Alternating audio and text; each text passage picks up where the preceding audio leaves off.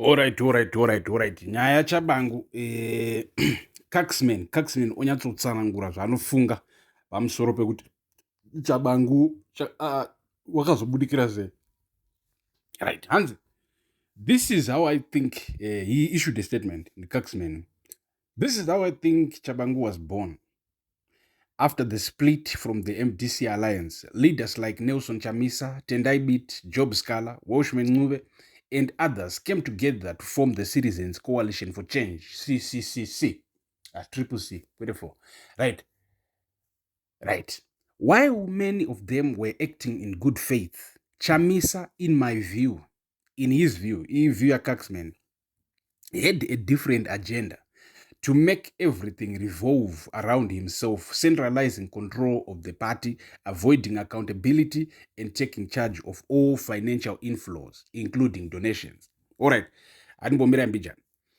So, this Rutagwana Caxman, I think from even Chamisa's words,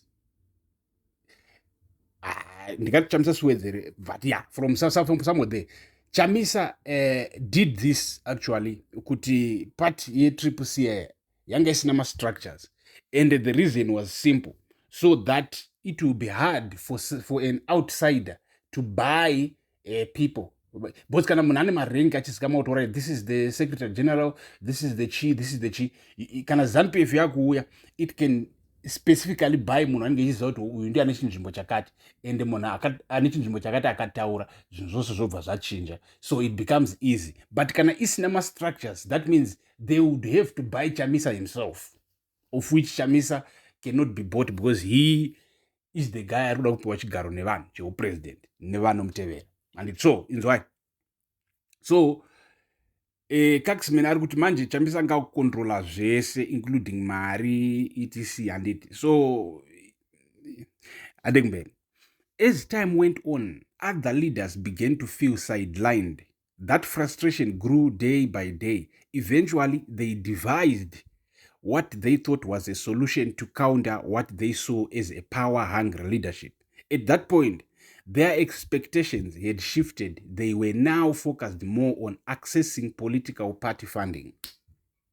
Nyaya dzemari dzinotonetsa, nyaya dzemari, nyaya dzecash. So zviri kunzi Chamisa manje wakazoita wakabva atora necontroller cash flows to the extent zvekuti vakomana havanga vasina access to that money. Is it wrong? Is it right? Because we are talking about experienced politicians in Zimbabwean politics here. Vekuti vanoziva zvakaitika before. Vanoziva why Chamisa, alright, he knows why he had to structure the Triple C this way. But maybe angasiri kupa vanhu mari or what, atizozivi, but harikaiti ndikumberi. Knowing the party lacked a formal structure, they allegedly identified someone they believed they could control, someone bold enough to declare himself Secretary General, someone unashamed, and importantly, someone from Matebele land to give regional justification. And just like that, Chabangu was born. But things didn't go as planned. So, kana mukanyatsokuteresesa pfungwa dziri kutaurwa panapa na Caxman, actually ari kutoti iye vana biti nevamwe ndo vakaparadza Triple C nekucreata Chabangu. They thought they could control Chabangu, but Chabangu cannot be controlled by humans. He can be controlled by money, just like most of us. So, ZANU-PF noticed the loophole, made contact with Chabangu, and as the story goes, begged him financially. The same Triple C leaders who thought they were in control were left stunned. They had lost everything. Chainda na Chabangu chini. So, zvinokudai vanga vakatevera advice yaNelson Chamisa, Triple C ingadai ichiripo maybe tutaura kudai so. Ingadai iripo yakakwana itori muparliament. Ande kumberi. Chamisa, realizing the situation was slipping beyond recovery, stepped back. He resigned, went on a sabbatical, and began communicating in cryptic messages, verses, and riddles. With the unwavering support of his loyal followers, he managed to maintain the image of innocence. Meanwhile, the frustrated Triple C leaders became the public villains. They became the public villains. Figures like Wende appear eager to tell their side of the story, but remain silent, perhaps because doing so would expose their own involvement. Instead, they face constant criticism every time they speak. So, I think this is a very good way of looking at the whole situation. I think this is a very, very good way of looking. I mean, not good way, but to somehow it exposes some truths. It feels like this is the truth. We don't know how true it is, but it feels like it's true. Ndo zvakaitika Triple C. Because kana nyaya dzemari, especially nyaya dzemari, I don't know kuti chamisa anga asingabhadhari vamwe rika kuti waitova asi it's just that they wanted more control over chikwama chemari. Rikaitipedzise. So apedza achiti, in the end, ZANU-PF consolidates its position, tightening its grip by influencing Chabangu and gaining leverage over members of parliament.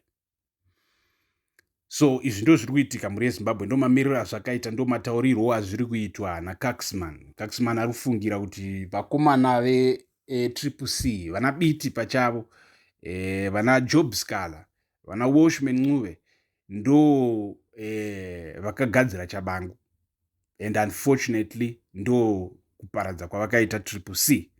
So kana muchiona Nelson Chamisa asiri kunyanya kupindira nyaya dzese idzi, asiri kuwanikwa achitaura pamusoro zvokuti kwaibitwa wazosungwa chichi, it might mean kuti Chamisa pachake ari kutozvisa kuti haiwawo vatengesa vatengesi vanotobhaiza ava, tingadai tine chinhu chedu chichiri kushanda, but haiwawo vatengesa ava. So hatizozva kuti is it true or not, but regai timbonzwa one or two mazimbabweans kuti ari kuti chii. Hanzi naAlbert Fosho, you are losing relevance little by little. Very soon no one will be opening your tweets. Yeah, we want a person on a Caxman and a person on a Caxman. As Caxman wabva people mpindura vakati, as long as Chamisa exists, I won't lose relevance. Alright, so he's a big supporter of Chamisa. Douglas Shumba, Hanzi, let's say your theory is right. How does that solve the current political problem of CAB 3? Of the Constitutional Amendment Bill number 3. Kuti theory yako yawataura iri right, but zvinotibatsira sei panyaya yeCAB 3. So regai tiperere ipapapo muri yeZimbabwe. Imimi tipudzei pfungwa dzenyu mucomment section. Muri kuzviona sei, muri kuiona sei nyaya. Do you think ndo zvakaitika muTriple C kuti iwanikwe ichiparara? Because I think kudzidza zvakadai so really helps in mune ramangwana. Like when you see Chamisa start another part and say no structures, you understand exactly why he's doing it. Do you understand that part, Muri Zimbabwe? You understand exactly why Chamisa will be doing it, will be saying no structures, because once the power has structures, power a point or of weakness, a single point of weakness, or many points of weakness, where you know you can unogona kurowa nepapo ukangonobata uyo kamupaka na $1 million ka $100,000 anonga nezhara ka anonga itori nezhara. Just imagine Chabangu maybe anga chitoriwo nezhara, andoweza almost obvious anonga nezhara waiza. So ukasvika neka $200,000 mukomana anobva buwira very very fast. So triple pan pa the Mtapa Times, make sure you are part of the family, you are subscribed. Thank you for watching.